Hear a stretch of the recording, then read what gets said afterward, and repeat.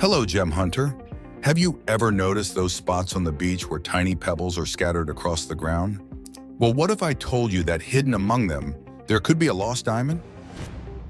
That's right. Few people know this, but diamonds aren't just found in mines. Many beaches around the world may also hide precious treasures, like diamonds. But how is that even possible?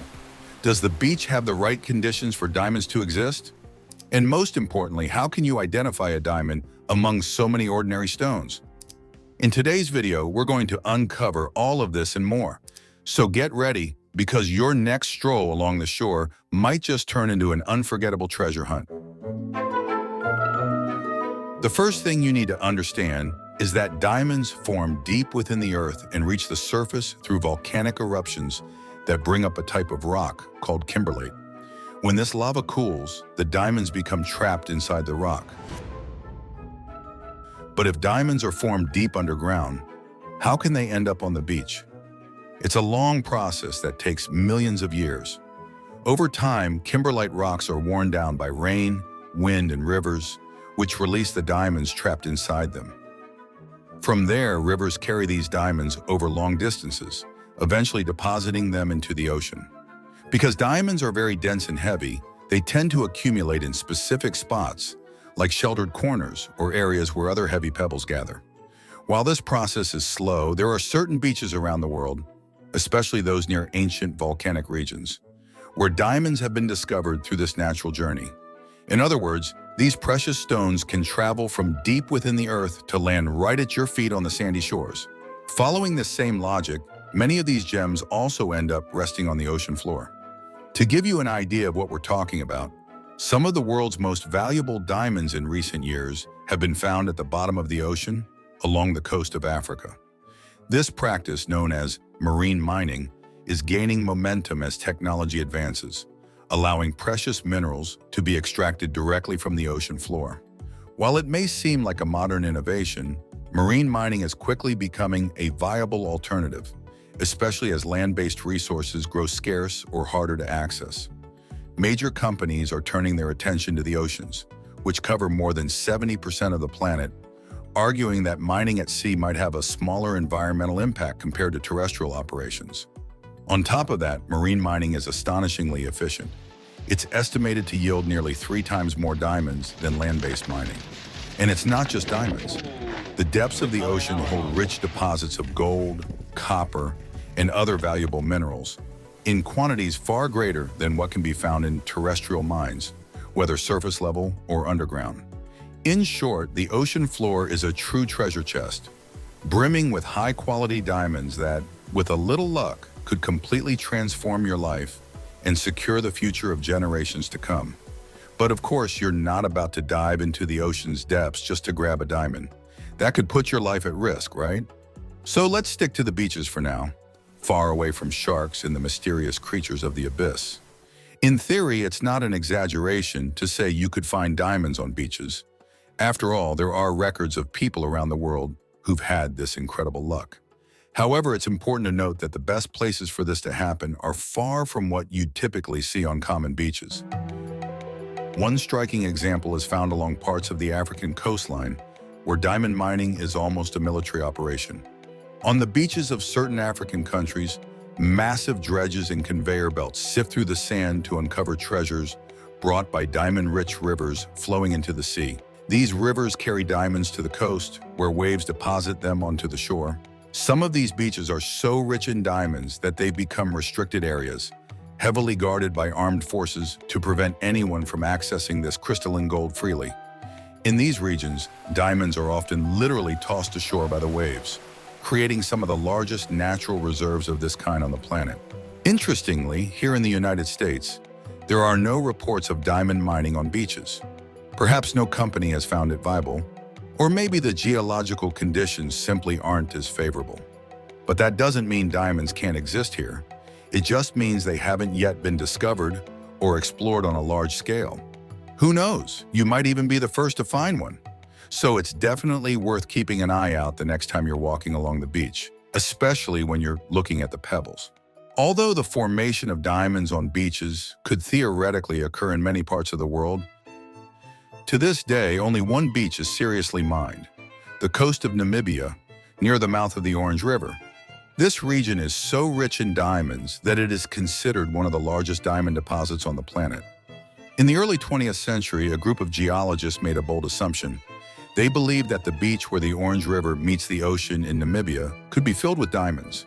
And they were absolutely right. This discovery sparked a diamond rush in 1908, completely transforming the region. The town of Orange Mood, located at the river's mouth, was closed to the public for an astonishing 81 years, allowing access only to mining employees and their families.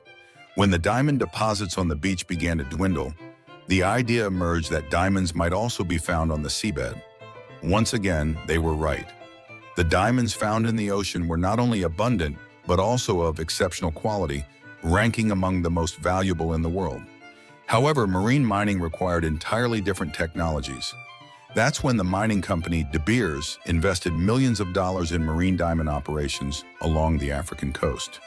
The process involves scraping and breaking rocks on the ocean floor, more than 120 meters below sea level, using highly specialized equipment.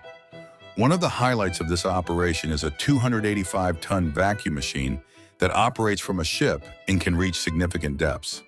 This equipment, which costs over 9 million euros, is part of an advanced system that includes machines capable of grinding seabed rocks with steel spheres.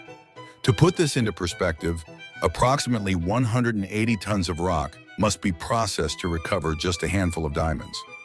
Despite the complexity and high costs, the results have been incredibly profitable for De Beers, which has extracted thousands of diamonds directly from the ocean floor. Interestingly, even with all this advanced technology, diamonds can still be found on Namibia's beaches, brought ashore by waves directly from the ocean floor.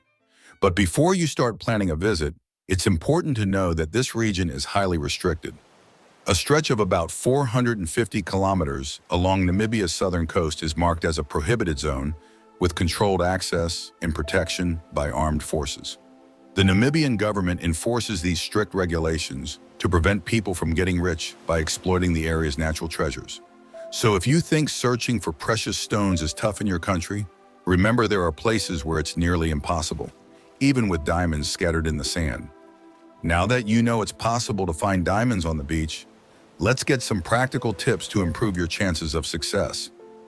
If you're on a beach, pay attention to areas where rivers flow into the sea. These spots often accumulate gravel and heavier pebbles carried by the current. Focus your search on regions where these materials concentrate the most.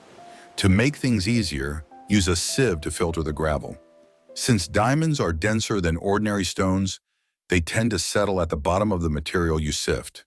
Now let's say you found something promising. How can you tell if it's really a diamond? Ideally, you'd take the stone to a geologist for a professional analysis, but we know that's not always practical during your prospecting. So here are some key characteristics to look for. Unique brilliance. Use a magnifying glass, if possible, to examine the stone. A diamond's brilliance is unique, with a metallic and slightly oily appearance that sets it apart from other stones.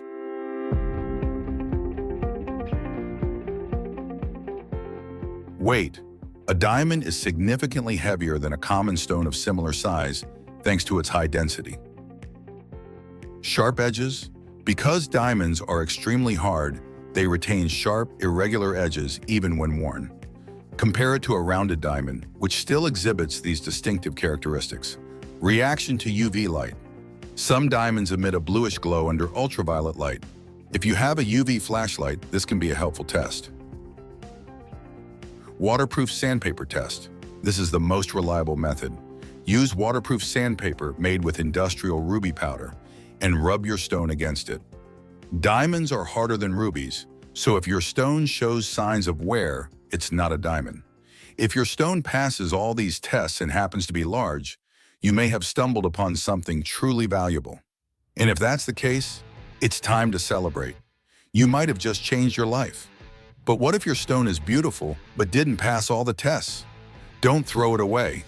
Even if it's not a diamond, it could still be another type of precious gemstone. To help you identify it, we've created the perfect resource. Our ebook, Gemology Journey for Beginners, available at the first link in the video description. This guide is designed specifically for beginners and includes detailed information on the characteristics of various gemstones, like tourmalines, rubies, sapphires, topaz, emeralds, and more. Plus, by purchasing the ebook, you directly support our project and help others explore the fascinating world of gemstones. Remember, every stone you find in nature has the potential to be special. With dedication and the right knowledge, you can build an incredible collection or even turn your passion for gemstones into an extra source of income. If now isn't the right time to get the ebook, that's okay. Simply hit the subscribe button here on our channel and you'll gain access to a variety of free educational videos about gemstones posted every week. Speaking of which, the next video is already on your screen. In it, you'll discover incredible gems that could transform your journey in the world of precious stones. Thanks for liking and subscribing. Good luck, Gem Hunter!